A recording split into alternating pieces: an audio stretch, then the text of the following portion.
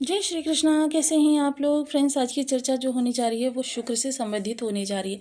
शुक्रदेव बेहद ही महत्वपूर्ण ग्रह होते हैं और आपके लिए बेहद ही शानदार प्रभाव लेकर आए हैं। देखिए, ये आपके लाभ भाव के और आपके सुख भाव के स्वामी होते हैं। लाभ और सुख भाव का स्वामी देखिए बेहद ही महत्वपूर्ण भाव यानी कि भाग्य भाव में बैठा हुआ है। यहाँ पर ये 31 मई तक गोचर करने वाले हैं और क्या है, इनकी जो युति हो रही है इस समय शनि और राहु के साथ हो रही है। शनि राहु दोनों ही के साथ शुक्र जो होते हैं बेहद कंफर्टेबल होते हैं। वहीं शनि के साथ देखिए शनि के पूरक होते हैं, शनि के कारक होते हैं। और इस समय ये नक्षत्र परिवर्तन करने जा रहे हैं। ये बुध के नक्षत्र से गोचर करते हुए देखे जा सकेंगे। बुध के नक्षत्र से शुक्र का गोचर आपके लिए बेहद शानदार स्थितियों का निर्माण करने वाला है, क्योंकि बुध जो है इस समय आपके कर्म भाव में बैठे हुए हैं। कर्म सुख लाभ भाग्य आपका मिल रहा है, तो ये देखिए आपके लिए बेहद महत्वपूर्ण क्षणों का निर्माण करते हुए देखे जाएंगे। शुक्र आकर्षण के कारक हैं, धन वैभव के कारक हैं, लग्जूरियस लाइफ के कारक हैं और आपके जीवन की कहते हैं फाइनेंस संबंधी जो भी समस्याएं होती हैं उनका निवारण करने के लिए जाने जाते हैं। शुक्र शनि के साथ भी बहुत कंफर्टेबल रहते हैं, राहु के साथ भी बहुत कंफर्टेबल रहते हैं। इस समय इनका प्रभाव जो है शनि को एक्टिव करेगा और बुध जो है बुधादित्य राजयोग बनाकर बैठे हुए हैं। काफ़ी लंबे समय से बुध क्या था कि आपके भाग्य भाव में बैठे हुए थे। भाग्य भाव में देखिए अन्य ग्रहों के साथ इनका जो योग था वो आपके लिए अच्छा था, किंतु राहु के साथ इनका जड़ योग बना हुआ था। जड़ योग की अगर चर्चा करें तो जड़ योग जो होता है, अगर कहें तो आपकी खुशियों में ग्रहण लगाता है। ग्रहण से मेरा मतलब है जड़ कर देता है, खुशियों को आगे नहीं बढ़ने देता है। खुशियों में धीरे धीरे निरंतर कमी आती रहती है। शिक्षा की बात करें तो शिक्षा जड़ हो जाती है, आगे आप शिक्षा नहीं कर पाते। अगर यह योग किसी की कुंडली में बन जाए तो फिर उसके लिए बहुत ही ज़्यादा विषम स्थिति उत्पन्न हो जाती है। आपके तो ब्रह्मांड में बनी हुई थी, तो इसलिए कुछ समय बाद ही आपका समझ लीजिए निवारण हो गया। तो आप बुध जो हैं देखिए इन्होंने पिछले दिन ही राशि परिवर्तन किया था और अब ये अपना नक्षत्र पर बुध जो है शुक्र जो है बुध के नक्षत्र में जा रहे हैं, तो ये यहाँ से लक्ष्मी नारायण राजयोग का भी प्रभाव देते हुए दिखे जाएंगे। लक्ष्मी नारायण राजयोग भाग्य भाव में बना है, यानी कि इस दौरान आपके लिए 12 भावों संबंधित अच्छा निकल कर आने वाला है। तो इसके लिए देखिए सबसे पहले यदि आपके लग्न में 4 नंबर बना हुआ है तो ये राशिफल आपके लिए, यदि कुंडली में कहीं भी चंद्रमा के साथ 4 नंबर बना हुआ है तो ये राशिफल आपके लिए। कुंडली ना होने की स्थिति में आप इसे नाम राशि से भी देख सकते हैं। यदि अभी तक आपने अपने इस चैनल को सब्सक्राइब नहीं किया है तो प्लीज़ सब्सक्राइब कर लीजिए, वीडियो को लाइक कर दीजिए, चैनल को शेयर कर दीजिए। इससे होगा क्या कि हमारे आने वाले हर वीडियो की नोटिफिकेशन मिल सकेगी आपको सबसे पहले। एक प्यार से कमेंट करना बिल्कुल ना भूलें, कमेंट से हमें बहुत मोटिवेशन मिलता है, हौसला मिलता है और ये पता चलता है कि आप और क्या जानना चाहते हैं। तो देखिए लक्ष्मी नारायण राजयोग बेहद महत्वपूर्ण राजयोग होता है और वहीं इस समय शुक्र को शनि का साथ मिलेगा, तो क्या होगा कि आपका सप्तम भाव एक्टिव होगा और आपका अष्टम भाव एक्टिव होगा।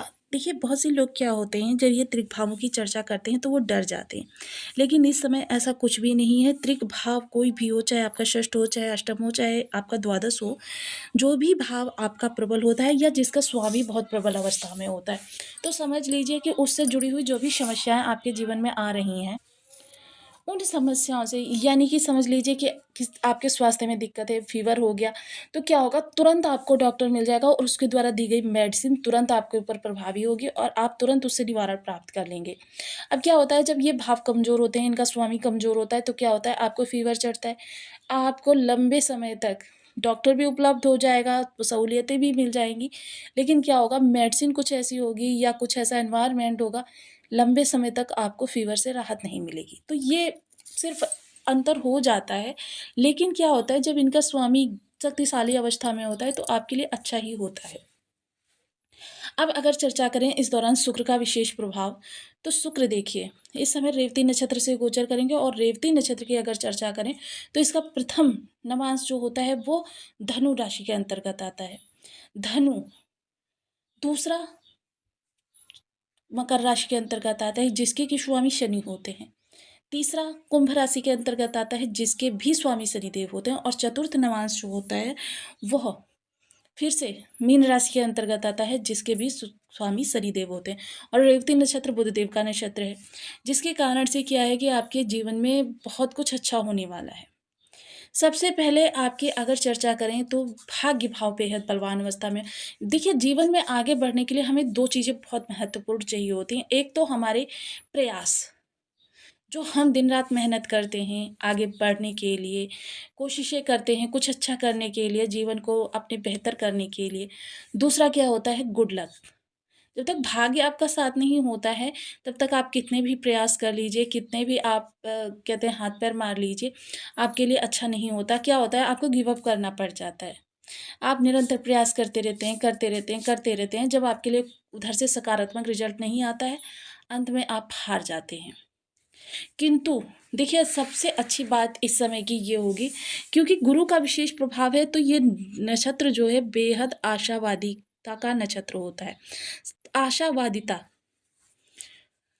इस दौरान आपका भाग्य भी आपका साथ देगा और एक आपके अंदर आशा बनी रहेगी। बहुत से लोग क्या है देखिए, जिनके अंदर नकारात्मकता बहुत ज़्यादा होती है, बेशक अगले ही कदम पे उनकी मंजिल हो, लेकिन वो परेशान होकर एक कदम पीछे ही गिव अप कर देते हैं, और क्या होता है, जो एक कदम दूर मंजिल उनकी बैठी होती है, उस मंजिल को पाने से वंचित रह जाते हैं। लेकिन आशावादी व्यक्तियों की क्या ख़ासियत होती है कि 100 कदम दूर भी अगर मंजिल है, तो उसी मंजिल की ताक में आगे बढ़ते रहते हैं, और क्या होता है कि उस मंजिल को प्राप्त कर लेते हैं, क्योंकि उनके अंदर ये भाव रहता है कि बस उस स्थान तक मुझे पहुँचना है, और जब मैं उस स्थान तक पहुँच जाऊँगा, तब मेरी स्थितियाँ जो हैं बहुत अच्छी हो जाएँगी, यहाँ से मैं कष्टों से निकल जाऊँगा।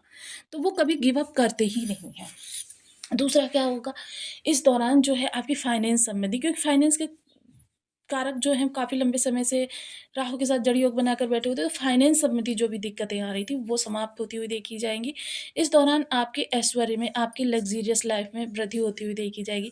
इस समय आप अपने स्वास्थ्य के प्रति काफ़ी केयर्ड होते हुए देखे जाएँगे। हालाँकि अगर स्वास्थ्य की चर्चा करें, तो इस दौरान आपको दाँतों से जुड़ी हुई, नसों से जुड़ी हुई, या फिर आपकी कहते हैं माइग्रेन संबंधी समस्याएँ हो सकती हैं। पेट संबंधी समस्याएँ तब आपके सामने आएँगी जब आप बहुत ज़्यादा राशि भोजन करेंगे। क्योंकि शुक्र यहाँ पर बलवान अवस्था में आ रहे हैं, तो इस समय आपको राशि भोजन बहुत अच्छा लगेगा। आप इस समय रेस्टोरेंट वगैरह खाने के लिए भी जा सकते हैं। देखिए, खाने के लिए जब आप बाहर जाएँगे, तो क्या होगा कि वो चीज़ें आपको ज़्यादा नुकसान कर सकती हैं। तो इसलिए पेट संबंधी समस्याएँ भी आपके सामने आ सकती हैं। इस दौरान अगर हम चर्चा करें स्टूडेंट वर्ग की, तो स्टूडेंट वर्ग भी जो है बहुत सौहार्दपूर्ण इस समय पर संजीवन बीता देखा जाएगा। उनका फ़ोकस काफ़ी, कहते हैं ना, फ़ोकस्ड रहेंगे वो। चर्चा करें इस दौरान अगर आपके सुख भाव की, तो घर के अंदर का माहौल आपके लिए बेहद शानदार रहने वाला है। घर के लोग एक-दूसरे के साथ परस्पर निस्वार्थ भाव से जुड़े हुए देखे जाएँगे। किसी को किसी की मदद की आवश्यकता है, या घर में कुछ चीज़ें खरीदनी है, लग्ज़रियस चीज़ें लेनी है। इस दौरान अगर कहें तो थोड़ा-सा व्यय अधिक हो सकता है, क्योंकि इस दौरान आप घर की सुख-सुविधाओं पर, क्योंकि बहुत सी चीज़ें ऐसी हैं जो आपको काफ़ी समय से इरिटेट कर रही हैं। तो उन चीज़ों को क्या है, आप चेंज करना चाहते हैं। हालाँकि ये चेंज जो है आपकी लाइफ़ के लिए भी बहुत अच्छा रहने वाला है। को कभी-कभी क्या होता है, कुछ चीज़ें हम ऐसी बदल देते हैं, वो इतना ज़्यादा पॉज़िटिव हमारे ऊपर इफ़ेक्ट डालती हैं कि बस क्या होता है, वहीं से हमारे लिए स्थितियाँ परिवर्तित होनी प्रारंभ हो जाती हैं। ये एक तरीके का वास्तु इफ़ेक्ट भी होता है, जो वास्तु इफ़ेक्ट क्या होता है, गलत वास्तु के होने से जो चीज़ें नकारात्मक रहती हैं, और सही वास्तु कर दीजिए, बस समझ लीजिए आपके लिए स्थितियाँ जो है सकारात्मक हो जाएँगी। वहीं अगर चर्चा करें इस दौरान, तो आप बहुत कुछ इस समय माता के लिए करते हुए देखे जाएँगे। माता के साथ आपका संबंध काफ़ी स्नेही रहने वाला है। चर्चा करें इस समय लाभ भाव की, तो लाभ के लिए इस समय आप बहुत ज़्यादा प्रयास करते हुए देखे जाएँगे, और उस प्रयासों में काफ़ी हद तक आप सफल भी होंगे। इच्छाएँ आपकी इस समय जो जागृत होंगी, उनकी तो नहीं कह सकते, लेकिन जो इच्छाएँ आपकी पूर्ण समय से अंदर दबी हुई हैं, उन इच्छाओं की पूर्ति के आपको माध्यम प्राप्त हो जाएँगे। बहुत सी इच्छाएँ ऐसी हैं जो आपकी पूर्ण भी हो जाएँगी। अगर चर्चा करें इस समय फाइनेंस संबंधी चीज़ों की, तो फाइनेंस संबंधी चीज़ों के लिए आपको देखिए मार्ग मुहैया हो जाएगा। फाइनेंस जो होगा आपका, वो पूर्ण रूपेण नहीं समाप्त होगा, लेकिन काफ़ी हद तक समाप्त हो जाएगा। लाइफ़ जो है, दिक्कतें आपकी कम होंगी इस दौरान, और आपकी खुशियों में इज़ाफ़ा होता हुआ देखा जाएगा। लोगों के बीच आपकी प्रतिष्ठा बढ़ती हुई देखी जाएगी, लोगों के बीच आपकी जो कहते हैं ना, एक अलग पहचान बनती हुई देखी जाएगी। इस समय आप काफ़ी चर्चित व्यक्ति रह सकते हैं, या फिर आपके छोटे भाई-बहन, बड़े भाई-बहन आपके लिए काफ़ी स्नेहिल रहने वाले हैं, और आपके साथ बहुत अच्छा, कहते हैं ना कि उनके बाउंडेशन रहने वाली है। चर्चा करें तो आपके कर्म क्षेत्र की, तो कर्म क्षेत्र पर भी माहौल जो है काफ़ी सौहार्दपूर्ण रहने वाला है। किसी भी प्रकार की समस्याएँ अगर आप फेस कर रहे थे, सपोज़ कीजिए कि अब बॉस आपके कामों में काफ़ी मेन मेक निकाल रहा था, सहयोगी आपकी कानाफूसी कर रहे थे, बॉस को भड़का रहे थे, आपके कार्य का क्रेडिट दूसरे लोग ले जा रहे थे, आपके कार्य आप कर रहे थे, लोग प्रमोशन दर प्रमोशन आपके कार्यों से प्राप्त करते जा रहे थे, या फिर पिछले ढैया के चलते आपने कुछ ऐसी जॉब पकड़ ली थी, जो जॉब आप कभी करना ही नहीं चाहते थे, या कि जो जॉब आपके योग्य नहीं थी। ऐसी सब स्थितियों से आपका इस दौरान, अगर आप प्रयासरत हैं, इस चीज़ को बिल्कुल भी ना भूलें, अगर आप प्रयासरत हैं, तो इन सभी चीज़ों से आपका जो है कहते हैं ना बहुत अच्छा समय आने वाला है। कर्म क्षेत्र में देखिए, इस समय अगर कर्म क्षेत्र में बात करें तो उन लोगों के लिए जो सरकारी सेवारत हैं, या फिर जो व्यापारी वर्ग हैं, या फिर जो लोग मतलब उच्चाधिकारी हैं, उन लोगों के लिए यह समय काल स्वर्णिम समय काल कह सकते हैं, ये उनका गुड लक चलने वाला है। अगर चर्चा करें इस समय आपके उपायों की, देखिए क्या होता है, मोस्टली लोगों के बर्थ चार्ट में शुक्र और बुध 2 ग्रह ऐसे होते हैं, ज़्यादातर अस्त अवस्था में प्राप्त होते हैं। कारण क्या होता है कि ये सूर्य से जस्ट आगे-पीछे होते हैं, बहुत नज़दीक के ग्रह हैं सूर्य से। तो क्या होता है, जस्ट आगे-पीछे होते हैं, जिसकी वजह से क्या है, हम आपको पहले के कई वीडियोज़ में बता चुके हैं, सूर्य और किसी ग्रह का जब गैप होता है वो 13 डिग्री से कम हो जाता है, तो उस ग्रह को अस्त कर देता है सूर्य। जिसके प्रभाव से क्या है कि ग्रह के प्रभाव हमें पूर्ण रूपेण प्राप्त ही नहीं हो पाते हैं। अब ऐसी स्थिति में देखिए, आपको कुछ विशेष उपाय करने चाहिए उस ग्रह के प्रभाव को जागृत करने के लिए। तो ये उपाय देखिए, हम वही उपाय बताते हैं जो बिना कुंडली देखे भी आप आसानी से कर सकें।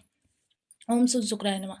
इस बीज मंत्र का आप 1 माला, 2 माला, 5 माला, 7 माला, 11 माला का जप नियमित अपनी सुविधा अनुसार करना प्रारंभ करें। माता लक्ष्मी को आप खीर का भोग लगा सकते हैं। देखिए, माता लक्ष्मी की खीर जो होती है, थोड़ी-सी अलग होती है। इसमें केसर का प्रयोग किया जाता है और चीनी की जगह मिश्री का प्रयोग किया जाता है। ये माता लक्ष्मी की खीर होती है। इस खीर को आप लोगों के बीच वितरण करें। मोस्टली कन्या, जो कन्या हम पूजन करते हैं। इत्र की शीशी लीजिए। इत्र जो है अंगूठे के नीचे वाले हिस्से पर गुलाब का इत्र होना चाहिए, अल्कोहल रहित होना चाहिए। अप्लाई करके रखें। महिला वर्ग का सदैव सम्मान करें। छोटे-छोटे से उपाय करके आप